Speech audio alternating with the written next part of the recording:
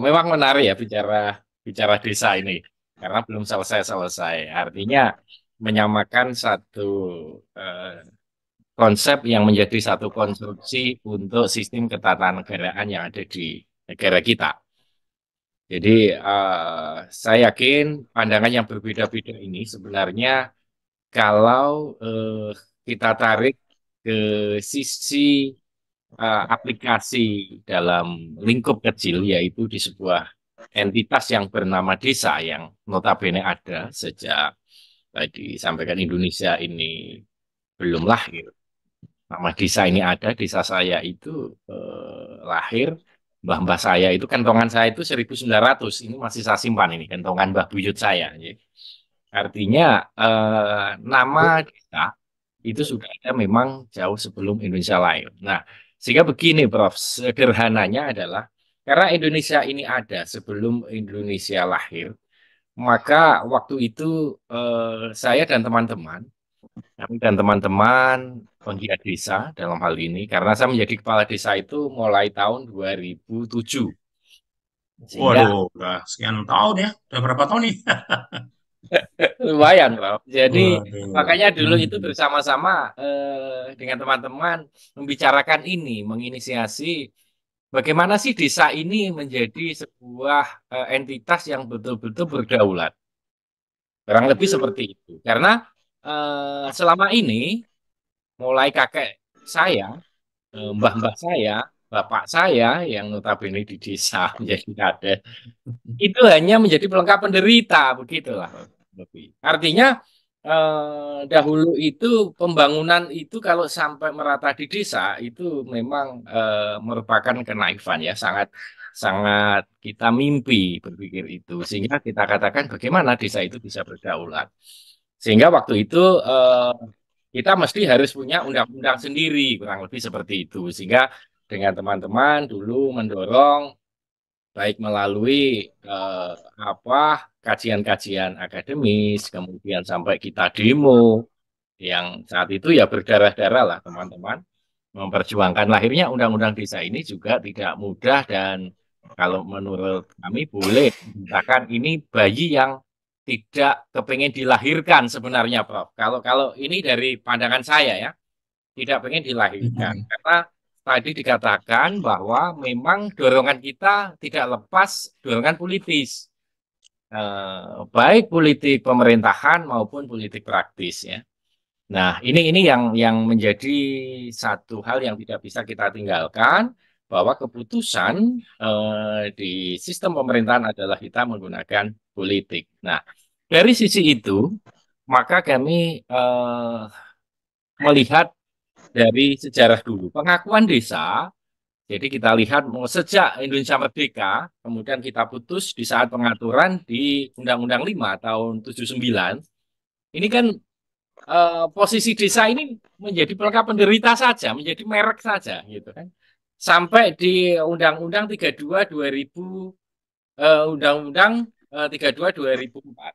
Nah, tatkala saya menggunakan Undang-Undang 32 itu juga kita nggak bisa apa-apa. Saat itu ditempeli yang namanya program PNPM, Prof. Program PNPM. Dengan ada program PNPM ini sedikit banyak desa diberikan satu mandat ada anggaran, ternyata itu sangat luar biasa. Value-nya bagus. Padahal itu juga belum sempurna, kemandirian itu diberikan kepada desa. Tapi dicoba itu sudah bagus. Sementara ini, sebelum ada itu nggak ada. Nah, dari sisi inilah maka kami dengan teman-teman sepakat bahwa kalau ada sekian desa, kalau sampai saat ini menjadi 75.252 desa di Indonesia, ini diakui secara politis, diakui secara sistem kenegaraannya, ketatanegaraannya, kemudian diberikan satu kewenangan, diberikan satu hak pengaturan dan keuangan.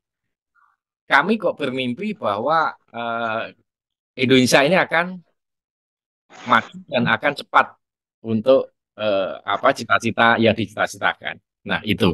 Dengan saat ini, kondisi ini masih saat ini nggak jelas. Sepakat, kami nggak jelas, Pak. Sehingga undang-undang ketidakjelasan undang-undang desa ini pada titik status bahwa benar yang dikatakan oleh Prof. Hanif, desa ini pada posisi apa dalam sistem ketatanegaraan? Apakah menggunakan dengan dasar pengaturan pemerintahan itu di pasal 18 Undang-Undang Dasar 1945, apakah itu di pasal 18B ayat 1 itu atau di pengaturan di pasal 18B. Nah, ini yang mesti harus kita perjelas dulu. Apakah kita menjadi bagian dari pemerintah, yaitu pemerintah pusat, daerah tingkat 1, tingkat 2, dan kita masuk menjadi tingkat 3. Ataukah kita di 18B ayat 2, yaitu di situ dijelaskan bahwa pengakuan negara terhadap adat istiadat budaya yang ada sebelum Indonesia lahir. Nah, ini yang sampai saat ini menurut kami ini belum tegas. Nah, kami sepakat dengan Prof. Hanif dalam pandangan mungkin kalau tidak salah pandangannya adalah seperti ini. Sehingga kami meminta kepada pemerintah mendorong saat ini untuk revisi ini adalah mempertegas posisi ini dulu. Karena kalau ini tidak dipertegas, maka di dalam pasal-pasal selanjutnya implikasinya ini akan menjadi bias yang tidak jelas. Itu menurut saya dari sisi kepentingan undang-undang desa adalah di situ, Pak Ade. Sehingga kalau kami sangat perlu ini undang-undang desa, tetapi harus dipertegas, jangan dibikin tidak jelas seperti ini. Nah, ini yang menjadi catatan penting perlunya adanya Artinya undang-undang desanya yang nggak jelas atau sebenarnya peraturan turunan nggak jelas Mas Bro? kalau saya lebih menyoroti dari awal adalah di undang-undangnya dulu, Ade. Nggak jelasnya di Turunannya mana semakin Mas? nggak jelas dong otomatis. Kalau di undang-undangnya ini kurang tegas, otomatis di turunannya nanti akan menjadi tidak jelas rohnya ini, gitu. Nah, Oh, yang nggak jelasnya di mana undang-undang Iya. desa? tadi saya katakan kita itu tidak masuk di pemerintahan daerah tingkat 3. Indonesia hanya selesai pemerintah pusat, pemerintah daerah tingkat 1, tingkat 2. Di undang-undang dasar itu hanya itu. Nah, coba di Artinya pasal kalau dari 14. undang-undang dasar hanya itu mestinya nggak perlu ada undang-undang desa dong. Nah, kemudian begini. Kalau itu tidak perlu, maka pengaturan desa ini akan dibawa kemana?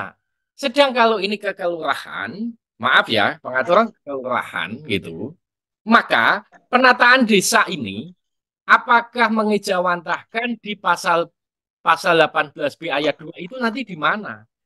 Satu sisi desa kan juga peninggalan itu juga. Mau tidak mau akan diakui itu. Jika di dalam undang-undang desa saya lihat adalah desa dan desa adat itu definisinya itu menjadi satu. Desa atau desa adat atau sebutan lain.